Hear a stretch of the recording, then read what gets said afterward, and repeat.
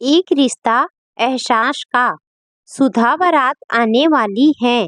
देखो निधि तैयार हुई कि नहीं। हर्ष ने सुधा को आवाज लगाते हुए कहा।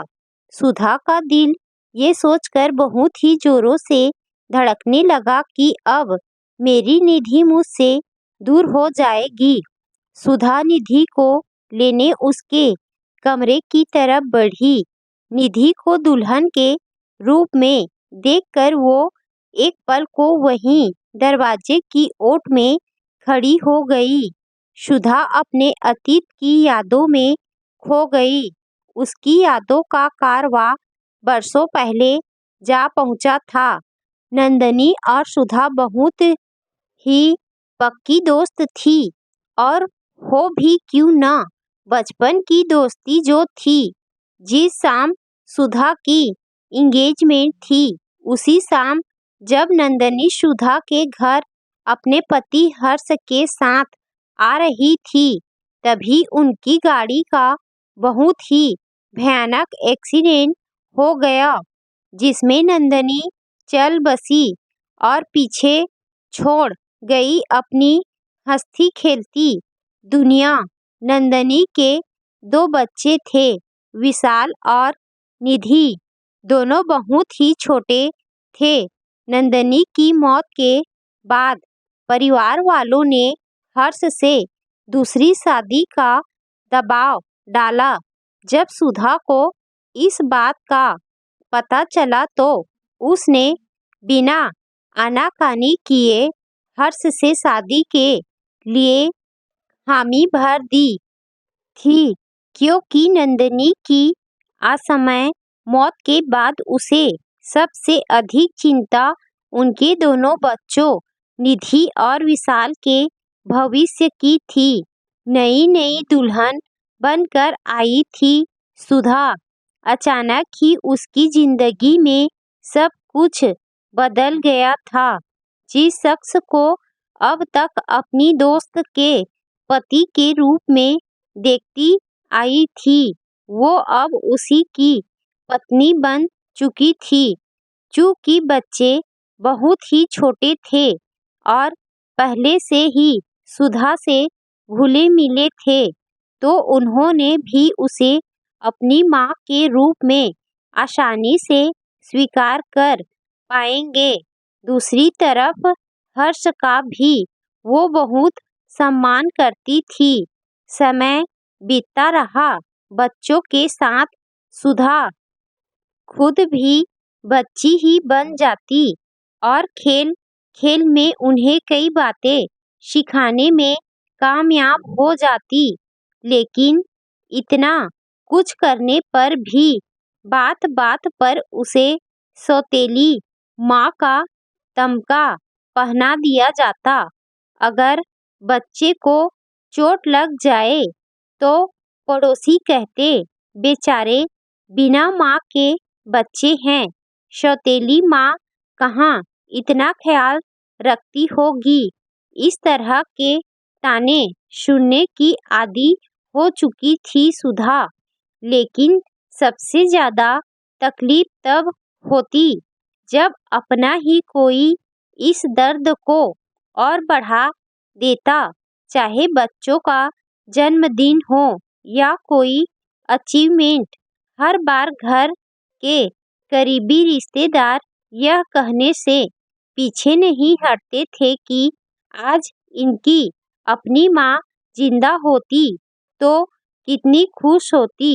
अचानक सुधा ने अपने अतीत से बाहर आकर महसूस किया कि निधि ने आकर पीछे से उसकी आंखों को अपनी हाथ से ढक लिया।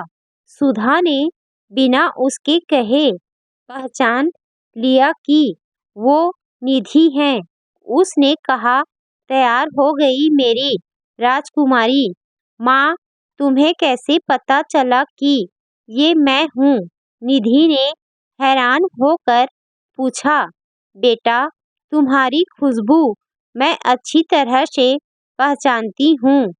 तुम्हारा एहसास, तुम्हारा स्पर्श, सब कुछ मुझसे बेहतर कौन समझ सकता है, आखिर माँ हूँ मैं तुम्हारी। सुधा ने निधि का हाथ थाम कर कहा, क्या हुआ माँ, तुम कुछ परेशान लग रही हो, कोई बात है क्या? किसी ने कुछ कहा? निधि ने सुधा के गले लगाकर पूछा। सुधा ने आंखों में आंसू भर कर कहा, निधि मैं सही हूँ ना? क्या मेरी परवरिश में तुम्हें कोई कमी तो नहीं लगी? अगर मेरे प्यार में कोई कमी रह गई हो तो मुझे माफ कर देना। माँ, तुमसे ही मैं ममता की गहराई जान पाई हूँ, तुम ऐसा मत सोचो। निधि ने माँ को गले लगाते हुए कहा। सुधा ने निधि के सर पर हाथ फेरते हुए कहा, चलो अब नीचे चलें, बारात आ गई है और उनको इंतजार करवाना ठीक नहीं। वो हंसते हुए बोली, पर निधि के मन तो तूफान उमड़ रहा था। सुधा के आंसुओं ने उसे अंदर तक झकझोर कर रख दिया था।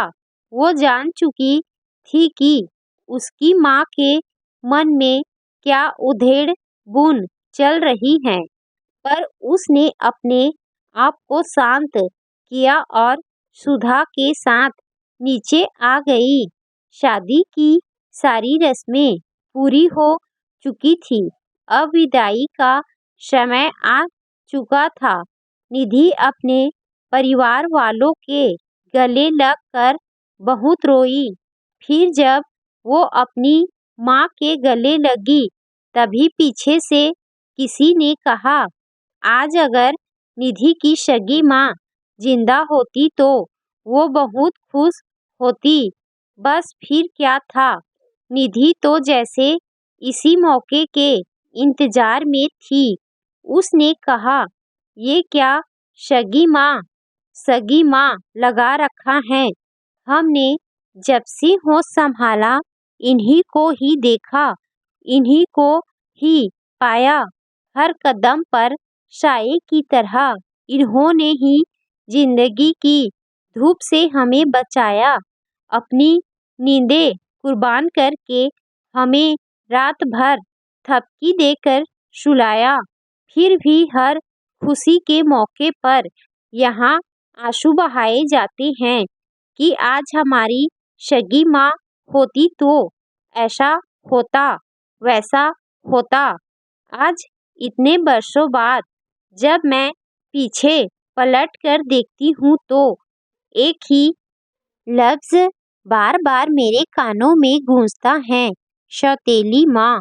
ताउम्र इस एक शब्द से जंग लड़ती आ रही है मेरी माँ। अब तो जैसे ये इनकी पहचान ही बन गया हो। हर बार अग्नि परीक्षा, हर बात पर अपनी ममता साबित करना, जैसे कोई अपराधी हो ये। हर बार तरसती निगाह से सबकी ओर देखती हैं कि कहीं से कोई प्रशंसा भरे शब्द कह दे, लेकिन ऐसा होता ही नहीं। पूरे समाज ने इन्हें कटघरे में खड़ा करके रख दिया है। पर क्यों दे ये सफाई, क्यों करे खुद को साबित? माँ सिर्फ माँ होती है, उसकी ममता सगी या सौतेली नहीं होती। लेकिन कौन समझता है इन भावनाओं को? दो कौड़ी की भी कीमत नहीं है इनकी भावनाओं की।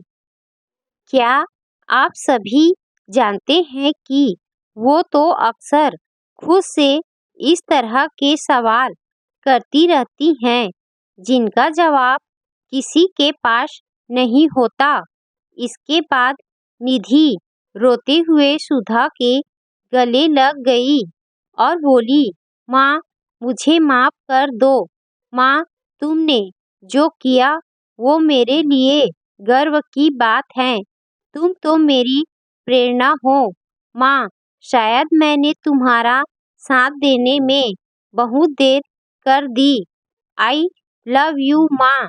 आज सुधा को अपने आप से कोई शिकायत नहीं थी। उसके चेहरे पर एक अजीब सा संतोष था जिसे बयां नहीं किया जा सकता।